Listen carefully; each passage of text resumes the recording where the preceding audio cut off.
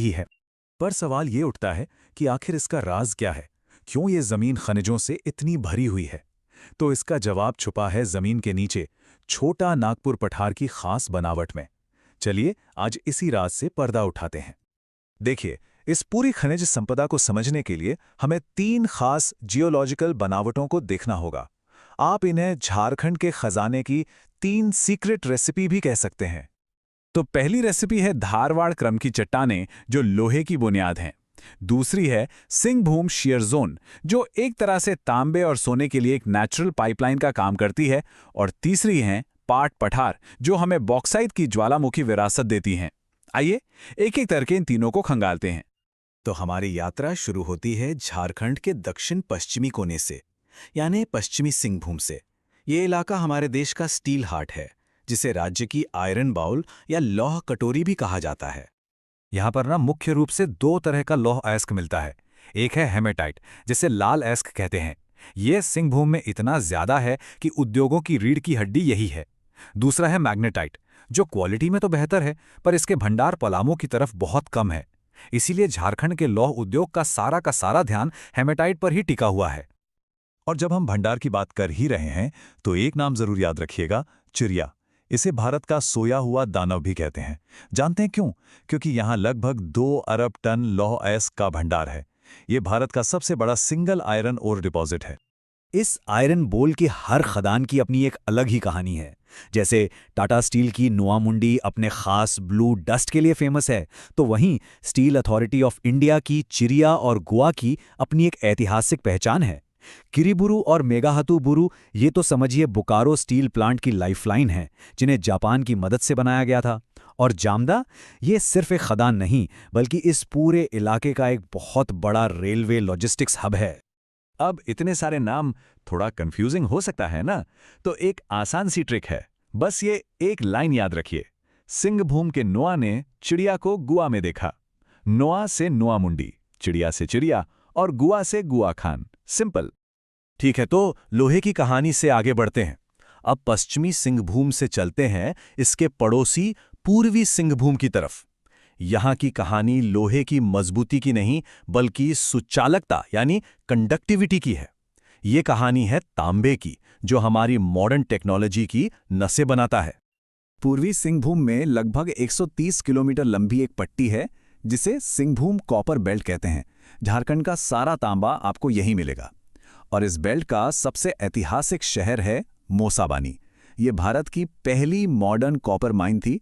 एक जमाना था जब ये भारत का सबसे आधुनिक खनन शहर था, फिर वीरान हो गया और अब इसे फिर से जिंदा करने की कोशिशें चल रही हैं। और यहीं पर एक छिपा हुआ खजाना भी है। जब घाटशिला के प्लांट में तांबे के अयस्क को साफ किया जाता है, तो उस प्रोसेस से जो कीचड़ या स्लज निकलता है, उससे सिर्फ तांबा ही नहीं, बल्कि सोना, चांदी, निकेल और सिलेनियम जैसी कीमती धातुएं भी निकाली जाती हैं। मतलब एक खजाने के अंदर दूसरा खजाना। तो तांबे के मुख्य लाखों को याद रखने के लिए भी एक मजेदार ट्रिक है। घाटशिला में रखा हुआ सुरमा मोसा ले गया। रखा से राखा माइंस, सुरमा से सुरदा माइंस और मोसा से मोसा बने। और इन सब का अयस्क शुद्ध होने के लिए कहा जाता है घाटशिला। चलिए अब सिंहभूम का इलाका छोड़ते हैं और राज्य के पश्चिमी हिस्से यानी पाट क्षेत्रों की ओर चलते हैं। यहाँ की कहानी जुड़ी है ज्वालामुखीय लावा और लाखों साल की बारिश से। ये कहानी है बॉक्साइट की, जिससे एल्यूमिनियम बनता है। अच्छा, यहाँ बॉक्साइट बना कैसे? ये एक नेचुरल प्रोसेस लीचिंग से हुआ है। इसे ऐसे समझिए कि लाखों सालों तक जब मूसलाधार बारिश हुई, तो उसने लावा की चट्टानों से सिलिका जैसे घुलने वाले मिनरल्स को धोकर बहा दिया।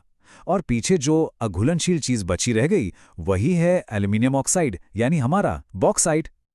पर यहाँ एक बड़ा ही दिलचस्प सवाल उठता है। देखिए, झारखंड के लोहरदगा में बॉक्साइट की माइनिंग होती है। उसे मूरी में एल्यूमिना में बदला जाता है। लेकिन जो फाइनल मेटल है यानी एल्यूमिनियम, उसे बनाने के लिए इसे उत्तर प्रदेश के रेणुकूट क्यों भेजा जाता है? इसका जवाब एक शब्द में है, बिजली। एल्यूमिना से एल्यूमिनियम बनाने के प्रोसेस में बहुत ज्यादा बिजली की खपत होती है, और रेणुकूट में रेहंद बांध से सस्ती पन बिजली आसानी से मिल जाती है। इसीलिए इकोनॉमिकली यही फायदेमंद है कि एल्यूमिना को वहां ले जाकर धातु में बदला जाए। बॉक्साइट के मुख्य क्षेत्रों लोहरदगा, बगरू पहाड़ी और गुमला को याद रखने की एक बहुत ही आसान सी ट्रिक है। लोहरदगा का बैग गुम हो गया, बैग से बगरू पहाड़ी और गुम से गुमला जिला। अब कुछ और जरूरी खनिजों की बात करते हैं। इन्हें आप स्टील के मसाले कह सकते हैं। देखिए, लोहा अकेले काफी नहीं होता, उसे और मजबूत बनाने के लिए मैंगनीज मिलाया जाता है और जंग से बचाने के लिए क्रोमाइट। ये दोनों ही लोहे के साथ ही पश्चिमी सिंहभूम में ही मिलते हैं। क्रोमाइट का तो एक ही बड़ा पता है, जोजो हाथू। और हाँ, सोने की बात करें तो एक ताज़ा अपडेट ये है कि रांची के पास परासी गोल्ड ब्लॉक की नीलामी रुंगटा ग्रुप ने जीत ली है। तो अब तक की हमारी जो ये पूरी यात्रा रही है, अगर हम उसे समेटें तो एक बहुत ही दिलचस्प पैटर्न उभर कर आता है। झारखंड के नक्शे पर एक खनिज त्रिकोण यानी कि एक मिनरल ट्रायंगल बनता हुआ दिखता है। इस त्रिकोण का जो दक्षिण पश्चिमी कोना है यानी पश्चिमी सिंहभूम, वो लोहा और उसके साथियों का घर है। जो दक्षिण पूर्वी कोना है यानी पूर्वी सिंहभूम, वो तांबा और सोने का है। और जिसका पश्चिमी सिरा है यानी पाट क्षेत्र, वो बॉक्साइट का सेंटर है। ये त्रिकोण याद रखिए, आपको कभी कंफ्यूजन नहीं होगा।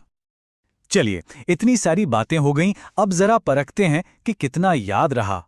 एक छोटे से रैपिड फायर क्विज के लिए तैयार हैं? तो भारत की सबसे बड़ी लौ अयस खान चिरिया, झारखंड की बॉक्साइट राजधानी लोहरदगा, क्रोमाइट के लिए एक नाम जो याद रखना है, जोजो हाथू, और हाल ही में परासी गोल्ड ब्लॉक किसे मिला? रुंगटा ग्रुप को। अगर ये सब आपको याद था तो मतलब आप इस विषय को अच्छे से समझ चुके हैं।